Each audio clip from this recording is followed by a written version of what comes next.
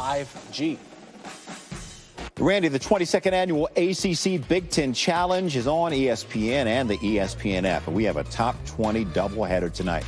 We're going to start at Carver Hawkeye Arena, number 3 Iowa hosting number 16 North Carolina at 7:30 Eastern. Then it's 6th-ranked Illinois and 10th-ranked Duke at Cameron Indoor. Should be 2 great Sonic blockbusters. You know, we're just going to try to live up to that great bar here on SportsCenter, going up on a Tuesday, continuing on a Tuesday for another hour alongside Jay Harris. I'm Randy Scott. You know, we got lots of breaking news, so why don't we get to it right now? Yeah, like now. Yeah, like now. Ahead on the SportsCenter. More on the breaking news. Michigan and Ohio State off. What it means for Ohio State's championship hopes in the Big Ten and the college football playoff. Plus, the Philadelphia Eagles make the move to Jalen Hurts. We're going to have the latest on the decision to change QBs and what the future now holds for Carson Wentz. And LeBron James on how he's adjusting to this shortened offseason and what it's like living with not 1, but 2 targets on his back.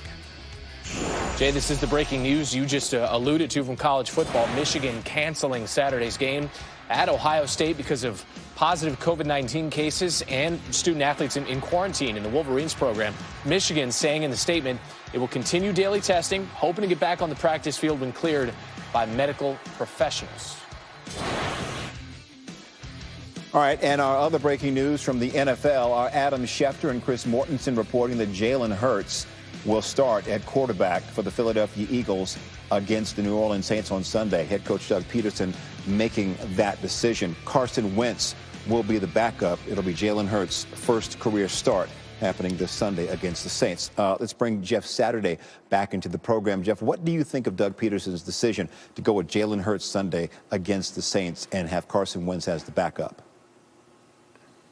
Yeah, not surprised, right, Jay? I mean, you kind of saw the writing on the wall against the Green Bay Packers when they put Hurts in and kind of left him in. And listen, to Jalen Hurts' credit, I mean, he brought the spark that Doug Peterson was looking for them offensively. In my opinion, it's a little premature of a full wholesale change, right? I would have preferred to see them kind of rotate he and Wentz. I mean, it's not like he has a huge sample size in the NFL, and now you're putting him up against, arguably the best or one of the best defenses in the NFL. And by the way, Jay, they can flat out get after you with a 4-man pass rush. So not doing Jalen Hurts a whole lot of favors by saying, hey, here's your offensive line that's run 10 or 11 different combinations so far this season, probably another one this week. And our receivers really haven't been great. But hey, Jalen, here's the keys to the car, man. Go make it run. Yeah, Saints can get after you. Just ask Matt Ryan and the Falcons. Where do the Eagles go from here with regard to Carson Wentz, though, Jeff? Yeah, this is the part that's probably the most confusing. I mean, if you look at his cap number, you would think he'd be married to this team for the next couple years. I mean, you're talking numbers in the 50s and $30 million range. That's not easy to offload. And when you think about if you're going to try to trade Carson Wentz, if it gets to that, if Jalen Hurts comes in and plays extremely well and you decide to move on, you're not giving him any chance to get kind of back on that ascending type player. You're kind of taking him out at his worst. And so it would be a tough thing for me, in my opinion, to try to trade him at this point. So I think they're going to be married to Wentz, whether he's their starter or backup, and probably have an opportunity to try to take another look in the offseason. But right now, they feel like Hurts gives them the best chance to win, and we'll see how that turns out. I'm glad you mentioned that Hurts playing well scenario, because I want you to flip it. Say Jalen Hurts comes in, and it's not anything good. Then you have to go back to what happens then. Yeah, you 100% go back to Carson Wentz, and you hope the reset, you hope, your offensive line improves. You hope you can help them, from a receiving perspective and kind of get Carson Wentz kind of back to where he was even at the end of last season. I mean, it's not, you're talking about less than a year ago. People talked about him having, a December that was made for an MVP. I mean, he put that whole team on his back and carried them into the playoffs. So I think as you're looking at who Carson Wentz is, it's not that he hasn't shown that he can do it, but right now he's in a slump. And whether it's missing, from an accuracy perspective or taking sacks that he's got to get rid of the ball, it seems like he's kind of frozen. But if Jalen Hurts doesn't take this thing and run with it, I think you go back to Carson Wentz and try to develop him and get him back to the type of player he was, whether it be last year or a couple of years ago. See what happens. Jalen Hurts again making his first career start Sunday against the New Orleans Saints. Jeff Saturday, thank you. Appreciate the Eagles offense showing more life with Hurts at QB Sunday against the Packers. In the 24 snaps with Hurts in, the Eagles averaged more than 6 yards per play and over 9 yards per passing attempt. It was nearly 3 yards fewer per play with Wentz in at QB. Randy? All right, Jay, back to the breaking news from college football, and this concerning the rivalry game between Michigan and Ohio State. That is canceled. It's supposed to be played on Saturday, but you have positive COVID-19 tests and student athletes in quarantine in the Wolverines program. Michigan saying in the statement that it will continue daily testing, trying to get back on the practice field when cleared by medical professionals. We had Heather Dinich, our college football playoff reporter, weigh in on this. First of all, sources say that Big Ten athletic directors are meeting on Wednesday. I would expect that they discuss the 6-game rule. The athletic directors are the ones who implemented the rule. They have the power to change it. I think that it would also have to go to presidents and chancellors. But remember, in November, the Big Ten presidents and chancellors approved a rule that says if 2 teams are healthy and can play, and they have their opponents cancel games because of COVID-19, those 2 teams can play each other, even if they've played before. So follow me here. Ohio State cannot play Michigan. I got an email from Purdue. Purdue canceled practice today as it awaits its COVID-19 results.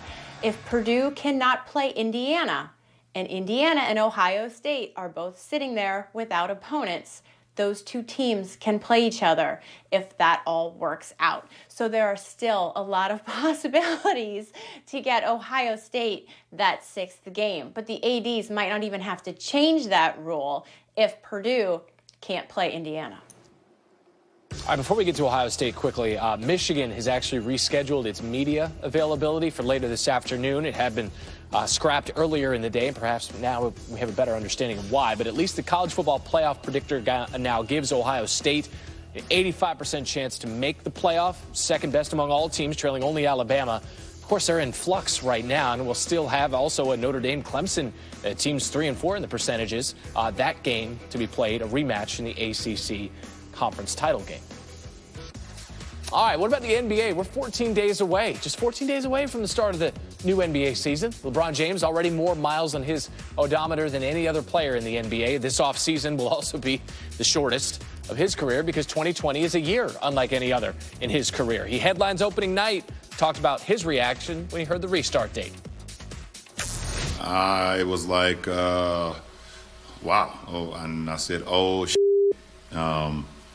just being completely honest, I wasn't expecting that, so I had to switch up a lot of things. I mean, right now I'm sore as hell. We day 2 of training camp, but I understand that with the shortened season, I mean, I think it was 71 days that the off season is going to be the shortest off season for any sport ever, any professional sports ever. So we're going to be very conscientious about what we do going forward, as far as me personally.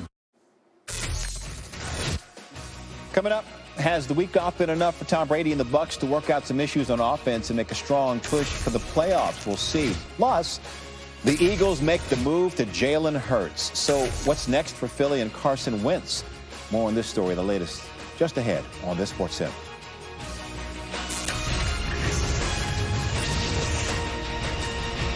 The journey happens here. Welcome to the ACC Big Ten Challenge, an early season Power 5 conference test. College basketball is here. It's time to go to work. On ESPN. New college football playoff rankings set to be released tonight. Here's what they look like currently. No big falls expected, right? You see a lot of W's there, a couple DNPs. Top 10 teams combined go 8-0 this week. Top 4 teams won by an average of more than 34 points a game. Ohio State was in there. And the breaking news here concerning the Buckeyes actually centers on what Michigan said or announced that their game Saturday against Ohio State canceled. Positive COVID-19 cases, student athletes in quarantine for the Wolverines.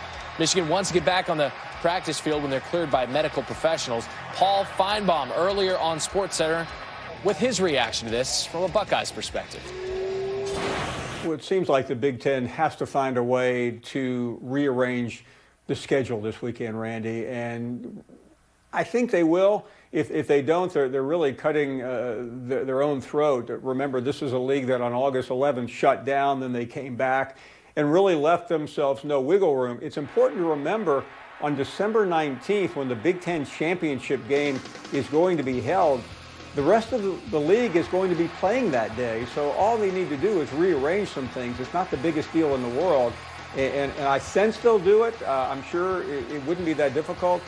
But the fact that the Ohio State-Michigan game is gone is just shocking news. College Football Playoff Committee meeting this morning in Grapevine, Texas. Going to be interesting to see how they view tonight. And tonight at 7 p.m. Eastern, you can get the results of their meeting. ESPN, the exclusive home of the exclusive reveal of the latest rankings as we head into the final weeks of this college football season.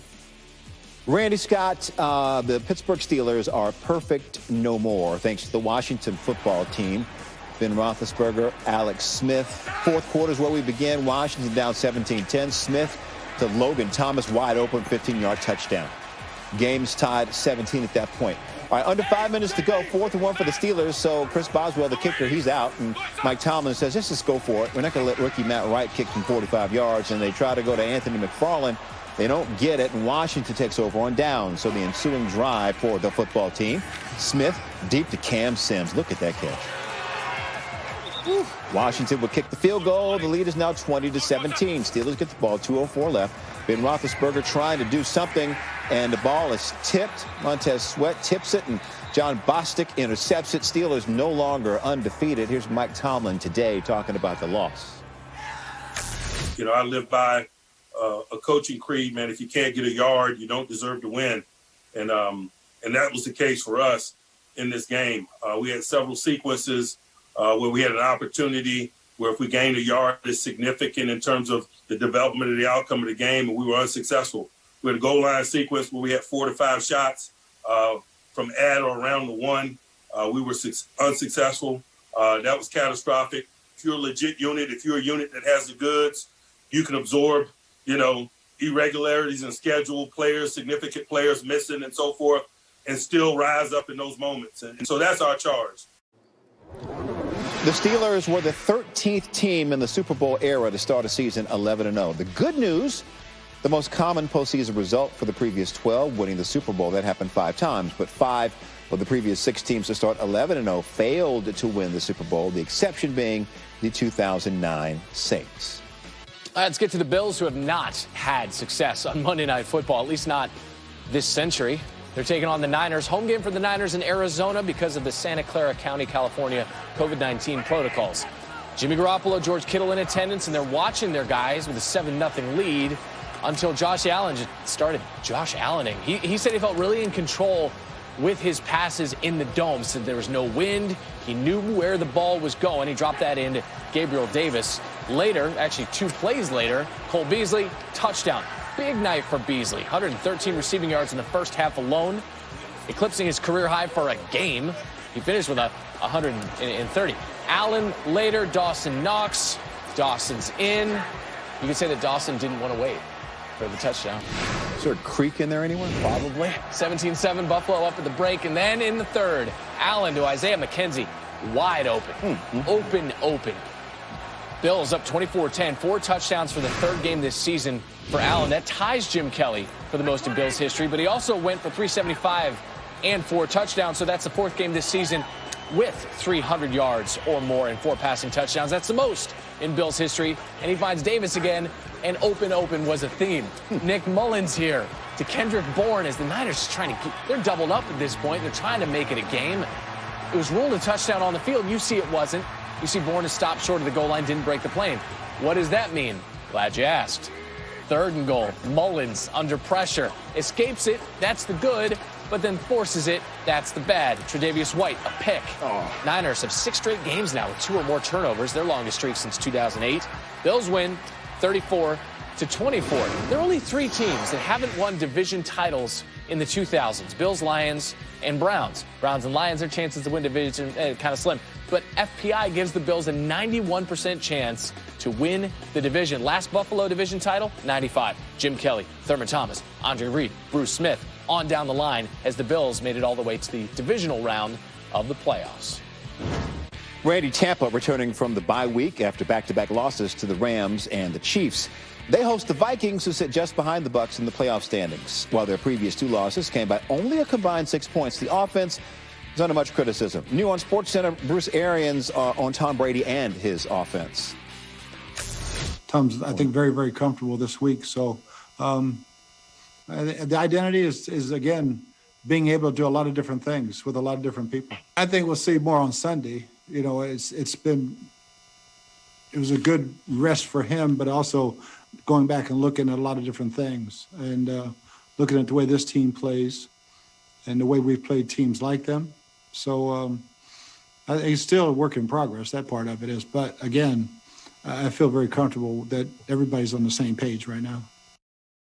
For more, we welcome in ESPN NFL reporter Jeff Darlington now. And Jeff, how did the Bucs use this bye week to make sure they're ready for what's going to be a very important final stretch of this season? Yeah, well, look, first things first, the team used this the way that most teams do, to get a mental and physical break from football as they do enter into this stretch. But we all know that the Bucs are definitely facing more of perhaps a dire situation when it comes to getting this offense in sync. Now, Bruce Arians and Tom Brady have been talking every day during this bye week. It's not as if this relationship is astray, that they have any issues whatsoever personally, but they do recognize that they need to get this thing in better sync. And that's something that they're working with Byron Leftwich, the offensive coordinator who's calling the plays. And it's not necessarily, keep in mind, about scoring more points. This team is averaging 28.7 points per game. That would be the highest in franchise history. So it's more about game planning, making sure that they understand exactly what they're trying to do down the stretch of these games, more of the nuance involved there. That is what they're spending these 2 weeks before their next game doing. A chance for that scoring output to go up, too. I mean, Minnesota's defense, 2 against the Falcons and 1 against the Lions. Those defenses have been kind of generous so far this season. As for Brady, you mentioned, now 43 years old, midst of his 21st season. And you hear sometimes the older these players get, the later in the season they want the bye, right? So what are you hearing about how he's feeling physically heading into these final 4 games of the regular season? So there is no question he definitely likes the idea of having the bye later in the season, but quite honestly, his body is doing great at 43 years old.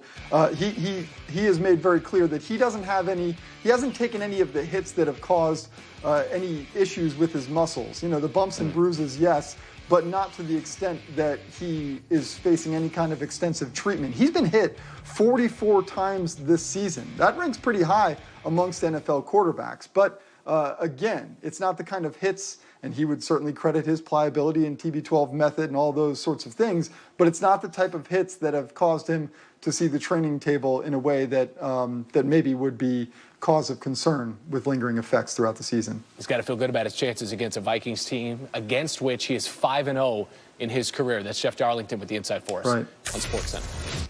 Coming up, the Eagles make it official. Jalen Hurts starting this weekend against the Saints. Sal Paolantonio is going to join us with the second time around is so much better than the first time. Not sure Des Bryant is going for better than the first time. He's just grateful to have a second time around. The man who from 2012 to 2014 led the NFL with 41 touchdown receptions with the Dallas Cowboys and who was out of football for 2 years has found a new home with the Baltimore Ravens. And as Sal Paolantonio tells us, this story may have been different were it not for a very persistent 5-year-old. Des Bryant was born for the bright lights of Jerry World.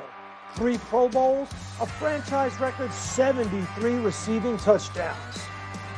Deep right side, got him in, what a catch! Oh, brother, what a catch! Throws a little fade to Bryant in the end zone, he caught it! Touchdown, Des Bryant!